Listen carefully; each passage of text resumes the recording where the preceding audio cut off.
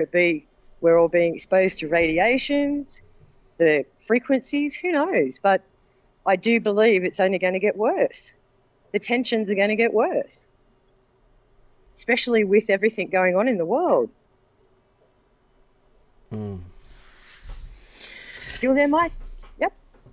I just, it's really sad. And you said how much does China own?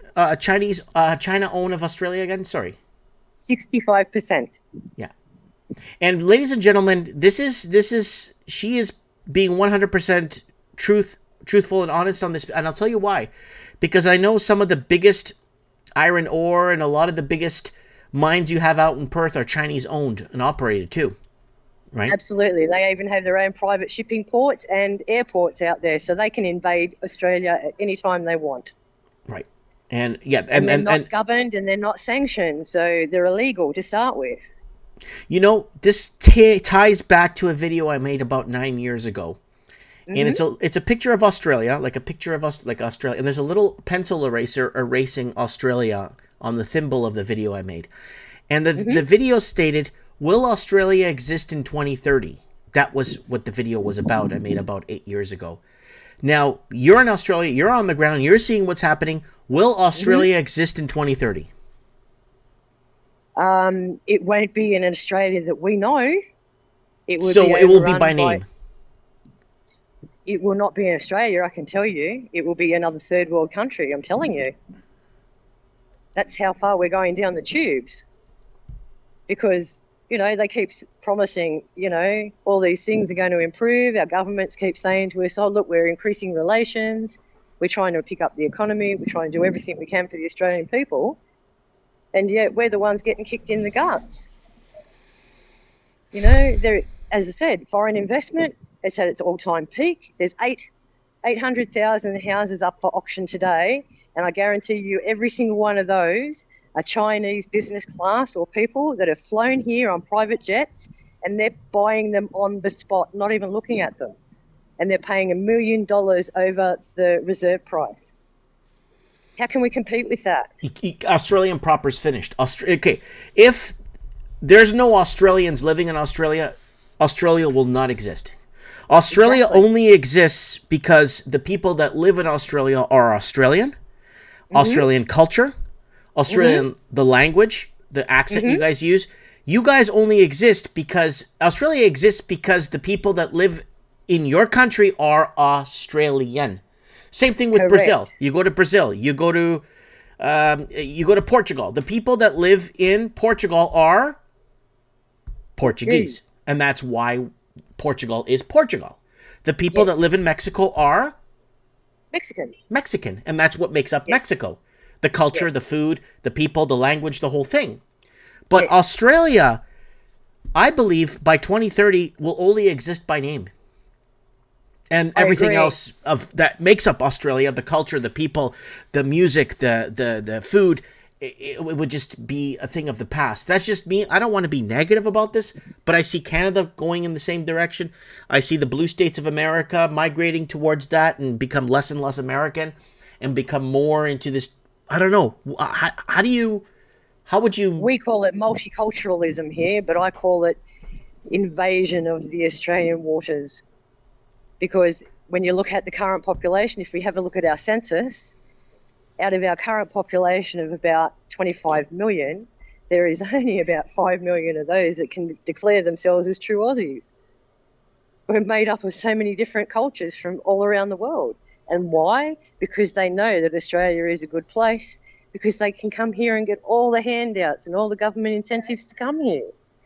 Not like what is happening in Canada. They're asking all these immigration people to come, and then they get delusion thinking they're not going to make their millions there, so they turn around and hightail it back home. But here, no. There's a back door everywhere around here. So that's how they get in. And as like you said, one family member can come out here. They only have to have one person sponsor them, and then after they've been here for 2 years, their whole family can come. So you can bring out a dozen other people, but where are we putting them all? And yet our Aussies, we can't even get local housing. we're on the bottom of the list. And when it came to the referendum with the voice, what the Indigenous community were trying to invoke was that they had the final say on everything. First choice of jobs, first choice of housing, first choice of everything. So what does it mean to be Australian now? That's my question. Here's the deal, Gold Dust.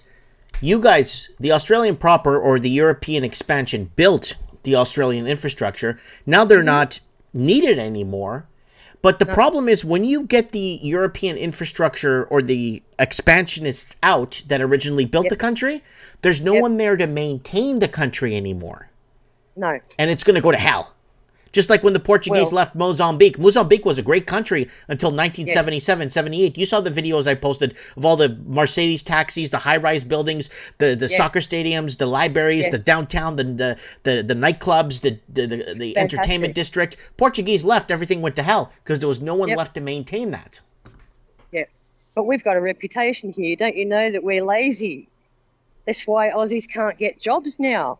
And not only that, we expect too much, apparently. This is why all of the influx of people coming in are accepting jobs that are only $22 an hour. You go to a 7-Eleven, you go to a servo, it's all Indian. Sorry, I can't find too many Aussies, I'm afraid. Where are they all hanging out? Yep, that's a big where I am hanging out. I'm hanging out in Bunnings right now, so maybe I might see some Aussies in the plant section. But then if something happens to that 7-Eleven and it needs to be fixed, who's going to repair it? Well, that's the thing they're not looking at. Well, behind the scenes, there's quite a few people that are trying to do the right thing by Australia. I think I've sent you clips of Jackie Lambie. She's ex-army. She's fighting for every Australian for so much, and she's challenging so much. And then you've got people like Pauline Hanson, Senator Barossi. They're all fighting for us behind the scenes. You don't see them in the mainstream media that much, but they're the ones that are challenging everybody. Now, come on. Look at Albo. Since our referendum, he's only been in the country for 1 week. 1 week and a day. It's actually 1 week and 1 day. Yep. So how come he's out there traveling around the world trying to negotiate all this shit when he's not fixing the problems at home? Yeah. Well, that's just your typical selection team that gets selected into power, and they go around and do what they feel like to do. They feel like they're doing on the tax dollar, right? If they had to fund it out of their own pocket, guess what? They ain't going nowhere. Of course. And, they're racking up quite a few $1,000s worth in travelling, but that all gets written off. We can pay for that. No drama. Yeah. No drama whatsoever. Oh, I've got to shout out Mr. Nobody. Hey. Yeah, Mr. Nobody's in the house. That's our boy, Craig. He sent me a song. I'm going to see if I could find it. He sent me a song. Yes. I think it's in my email. Please play it. It's awesome. Yeah, I'm going to find it here. He sent it to me too. Awesome. Craig, can you send me, I know he's in the comments, can you send me that song on Skype for me, please? Thank you. I'll play it later. Thank you.